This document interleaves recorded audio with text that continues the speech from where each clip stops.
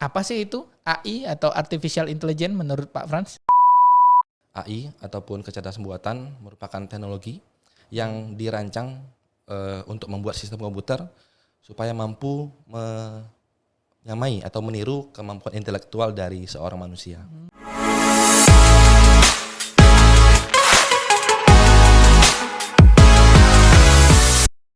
Assalamualaikum warahmatullahi wabarakatuh. Seluruh Sivitas Akademika Universitas Bangka Belitung. Jumpa lagi bersama saya Ariandi Zulkarnain.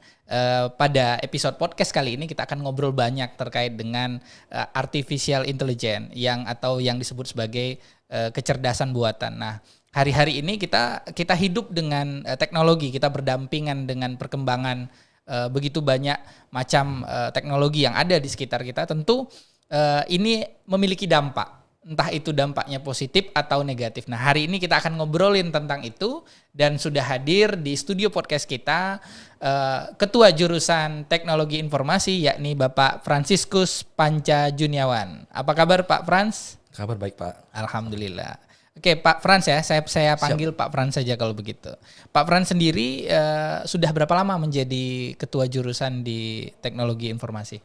Untuk ketua jurusan kurang lebih 9 bulan. Oh, 9 bulan. Oke. Pak Frans sendiri backgroundnya kalau boleh tahu apa ya? Biar teman-teman bisa tahu. Untuk background saya sebenarnya di informatika. Informatika. Jadi, cuman di sini kan teknologi informasi. Teknologi Masih informasi. dalam satu rumpun ilmu. Ya. Berarti lulusannya magister Magister informatika. informatika. Oke. Lulusan dari Universitas Universitas Budi Luhur, Budi Jakarta. Luhur, Jakarta. Oke. Baik, teman-teman itu sekilas informasi tentang narasumber kita hari ini dan kita akan ngobrol nih. Nah, beberapa waktu ke depan kita akan ngobrolin tentang AI atau Artificial Intelligence. Nah, ini Pak Frans, mungkin kita sering dengar kata AI, tapi begitu seringnya itu terkadang kita lupa mencari definisi baku sehingga orang terkadang wah itu AI itu. Dengan sederhana mereka bisa mungkin melabeli sesuatu itu dengan AI gitu. Nah, menurut Pak Frans sendiri yang bisa dijelaskan kepada teman-teman semua yang nonton hari ini, apa sih itu AI atau Artificial Intelligence menurut Pak Frans? Ya, memang sehari-harian kita kan memang bertemu ya, menghadapi dan juga menggunakan AI itu. Okay. Nah, tapi secara sederhana kita bisa mengartikannya sebagai sebuah sistem komputer yang kita gunakan untuk mempermudah pekerjaan kita sebagai manusia dan juga meningkatkan produktivitas kita sebagai manusia. Namun dari sisi teoritisnya kita bisa sebut bahwa AI ataupun kecerdasan buatan merupakan teknologi yang dirancang untuk membuat sistem komputer supaya mampu menyamai atau meniru kemampuan intelektual dari seorang manusia. Ya. Jadi AI itu memiliki kemampuan untuk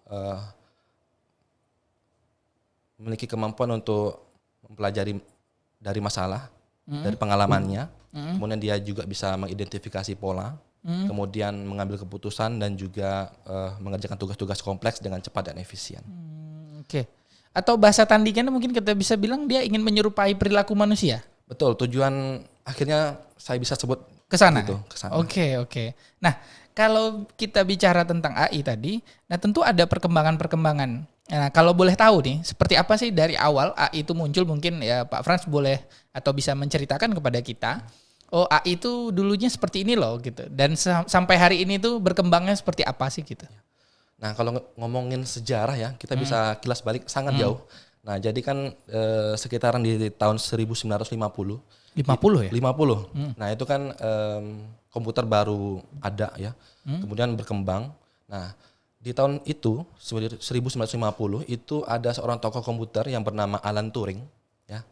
Jadi Alan Turing mungkin agak familiar juga karena penemuannya yang mesin Turing itu ya. Dan juga itu didokumentasikan dalam sebuah film dokumenter. Nah, jadi si Alan Turing ini itu mengemukakan istilah dari AI-nya itu untuk pertama kali dalam sebuah paper yang dipublish olehnya. Itu tahun itu ya. Kemudian berkembang mulai dari tahun 56 sampai dengan 70-an. Itu ada algoritma yang namanya machine learning ya. Jadi algoritma tersebut bertujuan untuk memastikan apakah komputer itu bisa menyalin dan juga menerjemahkan teks berbasis lisan. Ya. Kemudian di tahun 80-an itu ada algoritma yang namanya deep learning Deep learning. Deep learning. Jadi bagaimana komputer itu bisa mempelajari dari pengalaman yang diperolehnya. Okay. Itu tujuan dari deep learning. Kemudian tahun 90-an sampai dengan awal 2000-an itu sudah ada banyak implementasi dari AI, ya. Orang sudah implementasi, tapi yang paling populer itu ada di tahun 97 di mana ada satu buah mesin AI, ya. Memang dirancang untuk mengerjakan catur, ya, seperti itu.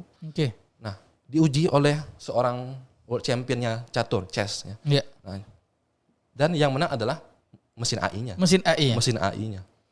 Itu populer sekali di tahun 97. Kemudian berkembang sampai dengan di 2016, ya.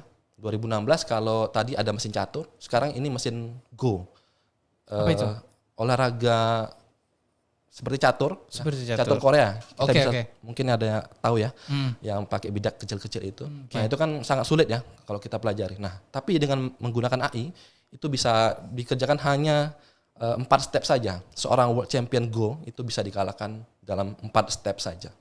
Sangat wow sekali, kan. Kemudian tahun kemarin 2023 sampai dengan saat ini kita tahu dengan istilah ChatGPT. Oh iya. Tahu kan? Iya. Di mana kita sebagai user manusia tinggal mengetikkan, membuat prompt di mana keywordnya, perintahnya apa saja begitu. Dan si ChatGPT akan langsung menerjemahkan dan memberikan hasilnya. Sampai dengan saat ini, ya. Begitu kurang lebih. Oke, menarik, ya. Kalau kita bicara tentang perkembangan teknologi dan artificial intelligence. Nah, kita juga tahu nih, Pak, hampir setiap hari di aktivitas kita, baik itu mungkin kendaraan sudah ada artificial intelligence-nya, lalu kemudian handphone dan sebagainya. Nah, dari berkembang pesatnya AI yang ada di sekitar kita, nah apa sih yang perlu kita respon gitu dari perkembangan itu sendiri gitu? Jadi memang setiap perkembangan teknologi saya bisa bilang memiliki dua mata pisau seperti itu, ya. Ada positifnya tentu saja, ada negatifnya tentu saja. Tapi bagaimana kita menyikapinya? Daripada kita menghindari teknologi tersebut, akan lebih baik kalau kita bisa beradaptasi. Ya. Jadi yang paling penting saya bisa bilang kita harus memiliki kesadaran dan batasan diri dalam menggunakan teknologi tersebut. Batasan diri kata kunci, ya. Intinya kita tahu kontrol mana yang harus kita gunakan dengan baik dan mana yang perlu kita hindari sebenarnya, kan. Betul. Oke. Nah, ada satu statement menarik nih kalau kita bicara tentang teknologi, kan kita bisa dengan mudah, ya, mencari informasi dan sebagainya. Nah, Elon Musk itu pernah menyampaikan bahwa artificial intelligence itu pada satu waktu akan menjadi musuh dari manusia itu sendiri. Nah, seperti apa Pak Frans menyikapi statement itu sendiri? Ya, saya bisa bilang bahwa setuju dengan pendapat tersebut. Karena memang tujuan akhir yang kita bahas tadi kan memang untuk menyamai atau bahkan melampaui kecerdasan dari seorang manusia. Itu tujuannya. Nah, jadi di mana pada saat artificial intelligence itu telah melampaui kecerdasan manusia, itu akan menjadi musuh. Apalagi jika kita sebagai manusia itu tidak memiliki batasan dan kesadaran dalam menggunakan teknologi tersebut. Teknologi tadi, ya. Bahkan kalau saya mencari dan menggali informasi terkait masa depan gitu, ada beberapa bidang pekerjaan yang justru bisa digantikan oleh mesin atau AI itu sendiri. Nah, ini berarti menjadi ancaman sebenarnya bagi kehidupan manusia. Tapi kembali lagi bahwa AI itu didesain oleh manusia, seharusnya AI itu bekerja untuk manusia, bukan manusia yang akhirnya sedikit-sedikit mengandalkan AI sebagai kebutuhan itu. Nah, selanjutnya ini kita beralih dari teknologi tadi dalam kacamata umum gitu. Kali ini saya mau bicara AI atau teknologi itu dalam kacamata akademik. Nah, selama ini kan kita mengenal tadi, ya, yang Pak Frans tadi sampaikan ada istilahnya ChatGPT sekarang. Nah, ChatGPT justru bisa jadi bumerang bagi dosen atau justru bisa bumerang bagi mahasiswa gitu kalau kita nggak bisa mengontrol itu sendiri. Nah, menurut Pak Frans sebagai dosen, ya, tentunya menjabat sebagai ketua jurusan gini. Pak Frans sendiri gimana nih melihat penggunaan AI di kalangan mahasiswa atau kalangan akademik hari ini? Menurut Pak Frans gimana? Saya bisa bilang sebagai dosen penggunaan AI itu sangat masif, ya. Jurusan apapun, bidang apapun. Ya. Jadi dengan menggunakan ChatGPT tadi, kita dengan mudah bisa menemukan jawaban. dalam waktu cepat gitu kan. Hmm. Atau saya lupa nih ada tugas yang harus dikumpulkan pagi nih. Ya. 5 menit saja, 10 menit saja sudah bisa Selesai tugasnya. selesai tugasnya dengan menggunakan ChatGPT. Nah, jadi kemudian dari sisi dosen pun, jika dosen tersebut tidak memiliki batasan dalam menggunakan membuat materi pun, dia bisa saja menggunakan ChatGPT ataupun platform tool AI yang lainnya untuk generate materinya dia.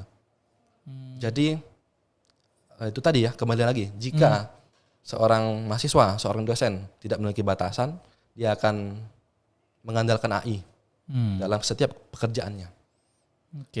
Dan itu jika sampai kejadian berlanjut, maka keterampilan pengetahuan dari seorang mahasiswa, dari seorang dosen tersebut akan menjadi tumpul dan akan berdampak jelek ke depannya. Ya. Karena terbiasa ya berarti terbiasa dengan pola-pola pragmatis bahwa segala sesuatu bisa instan dan bisa sehingga analisisnya malah berkurang dan hilang gitu. Betul. Tumpul menjadi. Betul. Nah, kita sebagai seorang dosen pun ada pengembangan keahlian ya, skill dosen dalam bidang teknologi informasi.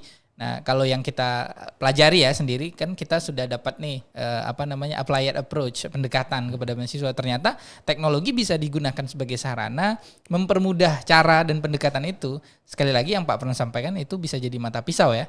Betul. Kalau dia bisa positif, dia akan menggunakan itu dengan sangat bermanfaat ya. Tapi kalau justru kita nggak punya kontrol, justru itu bisa jadi negatif. Oke. Selanjutnya nih Pak Frans. Kalau kita bisa menggunakan AI itu dengan baik, seperti apa nih kira-kira kebijaksanaan yang perlu kita lakukan dalam dunia akademik untuk menggunakan AI itu sendiri? Ya, jadi saya sebagai dosen memang tidak menampik bahwa saya juga menggunakan AI dalam setiap pekerjaan. Ya, tapi yang saya lakukan bedanya adalah memiliki kontrol diri, batasan tadi. Ya, jadi hasil-hasil yang di-generate sama AI tersebut, kita harus melakukan evaluasi juga. Ya, evaluasi, kita harus baca apakah yang di-generate itu valid atau tidak, nyambung atau tidak. Nah, jika dirasa valid, ya, nyambung, betul, nah itu kita bisa pakai. Tapi jika kita rasa ini tidak nyambung, maka kita tidak bisa mengandalkan AI tersebut. Gitu. Harus ada cross check ya? Betul. Benar. Harus ada validasinya dari seorang dosen atau mahasiswa. Bukan berarti AI kita butuh AI menyediakan langsung kita ambil saja begitu saja secara instan ya. Itu jadi persoalannya. Ya. Oke. Nah, kalau kita lihat di sini ada persoalan lagi nih.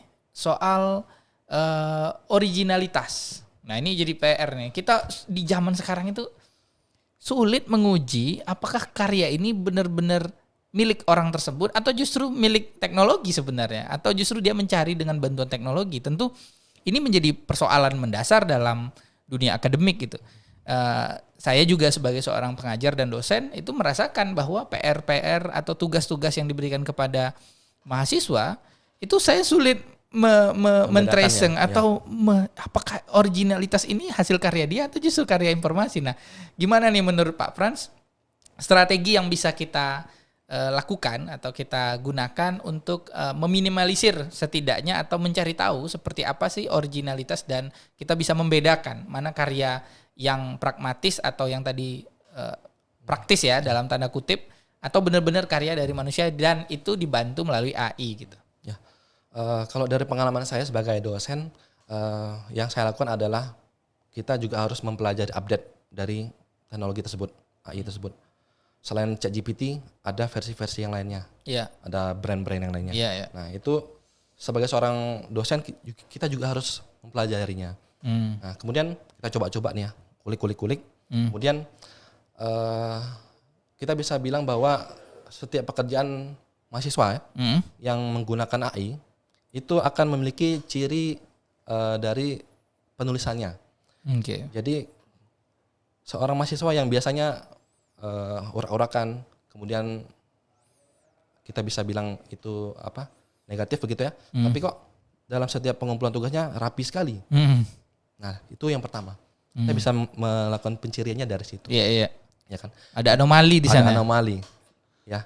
Jadi dari dua tersebut kita bisa bisa mengenali ya, dan juga membedakan. Oh ini menggunakan AI nih, ya. Oh ini benar-benar valid. Ya. Karena dari penulisannya itu bisa kelihatan loh. Oke. Nah, saya mau ngobrol nih di luar dari konteks umum ya, pertanyaan-pertanyaan yang ingin disampaikan itu. Nah, yang mau saya tanyakan seperti apa sih masa depan teknologi ke depan yang akan kita rasakan menurut Pak Frans sendiri, atau kita coba menerawang nih kehidupan ini apa saja perkembangan AI yang kemungkinan bisa atau menjadi bagian yang tidak bisa kita pisahkan dalam kehidupan kita. Memang implementasi dari AI itu sudah tidak terpisahkan lagi ya. Misalnya HP kita, Ya, ambil HP aja. Nah itu HP. kan dari sisi keamanan, face recognition yang kita pakai itu adalah AI. AI ya. Ya, pada saat kita mau masuk ke HP kita, scan sidik jari, face recognition, itu semua merupakan AI. Kita pakai kamera, mau foto nih, ada AI-nya ya, jerawatan nggak kelihatan lagi, ya kan? Itu AI semua. Nah itu salah satu contoh simple. Kemudian kita bisa ambil contoh lagi yang lainnya, smart home. Misalnya ada fungsi pintar dari penggunaan lampu, ya. penggunaan pintu yang membuka secara otomatis. Iya. Itu kan salah satu smart home ya, berbasis IoT ya, Internet of Things. Kemudian ruang lingkupnya lebih luas, ada smart city ya. Smart city. Konsep kota pintar. Jadi tidak hanya dalam satu ruangan saja, tapi sudah ruang lingkup yang luas. Ya. Misalnya saja ada kamera CCTV yang bisa mengenali, mendeteksi, oh ini adalah perilaku pelanggaran lalu lintas. Misalnya seperti itu. Kemudian dari bidang kesehatan, kita bisa tahu kalau kita ngecek CT scan. Nah itu kan menggunakan konsep dari AI yang namanya computer vision. Jadi bagaimana sebuah kamera itu bisa mengenali bagian dalam dari tubuh manusia. Anatomi tubuh ya. Tentu saja menggunakan fitur-fitur yang lainnya. Kemudian dari sisi development multimedia, ada game, ada augmented reality, virtual reality, kemudian extended reality, dan juga mixed reality. Ada banyak sekali. Wow. Kemudian tantangannya ke depannya ya. Jadi memang AI itu ada beberapa kategori, dan kita sekarang berada pada kategori artificial general intelligence. Jadi itu adalah batasan di mana AI itu berada pada level yang sama dengan manusia. Tadi saya sudah bahas kalau tujuan akhirnya adalah menyamai atau bahkan melampaui. Nah, jadi kedepannya kita akan menemukan teknologi yang melampaui kecerdasan dari manusia. Tapi untuk saat ini implementasinya belum ada. Hanya bersifat teoritis saja di riset-riset tertentu. Menarik Pak Frans ya. Kalau kita bicara tadi Pak Frans bicara dalam lingkup private atau pribadi, kita menggunakan handphone, lalu kemudian naik di tingkatan, kita punya rumah kita, lalu kota, lalu bahkan mungkin yang lebih besar lagi, bahkan negara mungkin punya sistem yang nantinya dibantu dengan AI, entah itu sistem kependudukan yang kita tahu kan sebenarnya ada begitu banyak macam. Nah, dari semua rangkaian ini Pak Frans, kita sudah berada di ujung diskusi kita sebenarnya. Kita pengen tahu nih, apa sih yang menjadi kata kunci dari diskusi kita yang ingin Pak Frans sampaikan kepada para penonton untuk sama-sama kita bisa ambil apa nih keyword utama dari obrolan kita. Silakan Pak Frans. Ya, buat teman-teman semuanya, memang kehadiran AI tidak bisa kita pisahkan dalam setiap pekerjaan kita. Tapi yang paling penting adalah bagaimana kita bisa menyikapi kehadiran AI tersebut dalam kehidupan kita. Saya bisa bilang bahwa AI adalah pisau bermata dua. Jadi ada sisi positifnya, ada sisi negatifnya. Bagaimana kita menyikapinya, bagaimana kita menggunakannya adalah hal yang paling penting. Jadi dengan memiliki batasan, dengan memiliki kesadaran dalam penggunaannya, itu akan menjaga kita dalam memiliki integritas sebagai seorang manusia. Ya. Jika kita tidak memiliki integritas, jika kita tidak memiliki kesadaran dan batasan, kita akan larut dalam penggunaan teknologi tersebut dan berdampak pada keterampilan dan juga pengetahuan kita yang semakin tumpul. Maka kalau bisa silakan teman-teman semua untuk memiliki batasan, memiliki kesadaran masing-masing dalam penggunaan teknologi dan harus bisa memiliki integritas dalam penggunaannya supaya tidak terlalu larut dalam penggunaannya. Ya. Mungkin seperti itu. Oke, baik teman-teman semua penonton UBB Berkisah, kita sudah berada di ujung. Dari ujung ini semua saya ingin mengunci diskusi kita dengan satu kalimat yang saya pernah dengar, yakni teknologi itu bisa menggunakan cara. Artinya bisa menduplikasi cara dan segala macam. Tapi manusia itu punya rasa. Rasa itu yang kemudian tidak bisa dibohongi bahwa adanya tes ataunya rasa itu ada pada diri manusia. Baik itu dalam ruang interaksi gitu.